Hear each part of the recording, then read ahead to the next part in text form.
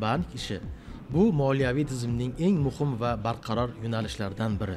Aynan bank orqali pul aylanadi, kreditlar beriladi va iqtisodiyot rivojlanadi. Bu sohada siz asosan tijorat banklarida, mikro moliya tashkilotlarida, sug'urta va lizing kompaniyalarida hamda yirik korxonalarning moliya bo'limlarida faoliyat yuritasiz. Daromad o'rtacha 5-7 milliondan boshlanadi. Tajriba bilan 10-20 milliongacha chiqadi. Yuqori lavozimlarda esa 25 million va undan yuqori daromad qilishingiz mumkin. Karyera davomida sizdan kichik mutaxassisdan boshlab bo'lim boshlig'i, filial direktori va hatto bank rahbari darajasigacha o'sish imkoniyati bo'ladi.